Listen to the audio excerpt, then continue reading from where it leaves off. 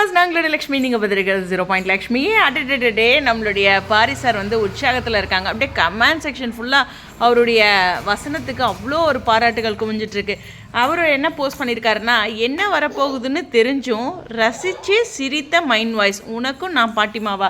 அதாவது இன்றைக்கி பங்கஜ மாமி என்ன பண்ணுவாங்க, இவங்க வீட்டில் எல்லாத்துட்டையும் பேசிகிட்டு இருப்பாங்களே, அப்போ பேசிகிட்டு இருக்க தருணத்தில் பங்கஜ மாமி கிட்ட பாட்டி கேட்பாங்க, ஓ அந்த ஆம்புலன்ஸுக்கு இதுக்கு தான் அந்த கையில் துண்டியோண்டு காயத்துக்கு தான் ஆம்புலன்ஸ் வர சொன்னாங்களா அப்படிங்கிற மாதிரி கேட்டிருப்பாங்க. அதுக்கு பங்கஜ மாமி ஆமாம் பாட்டிமா அப்படின்ற மாதிரி சொல்லியிருப்பாங்க. உடனே அதுக்கு நம்ம பாட்டிமா என்ன சொல்லுவாங்கன்னா, உனக்கும் நான் பாட்டிமாவா அப்படின்னு சொல்லியிருப்பாங்க. அவங்களுக்கு மட்டும் இல்லை, நமக்கு எல்லாத்துக்குமே பாட்டிமா தான். ஆனால் அந்த டைமிங்கில் பாட்டி வந்து தன்னை எங்கா நினச்ச தரணும் அப்படிங்கிறது தான். ஏன்னா பங்கஜ மாமிக்கும் பாட்டிமாவா, அவங்களும் கொஞ்சம் வயசானவங்க அப்படிங்கிற மாதிரி. ஸோ இந்த ஏஜ் ஆகிடுச்சுனாவே எல்லாருமே அவங்க ஒரு சிலரை பாட்டிமா அப்படின்னு தான் சொல்லுவாங்க, அந்த 60க்கு மேலே போயிடுச்சுனாவே இல்லையா.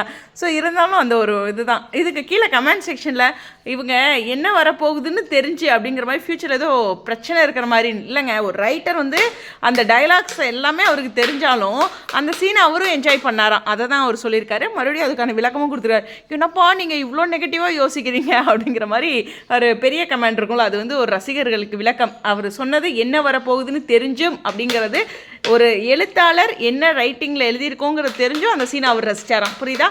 புரிதலுக்கு ஸ்டேடியம்.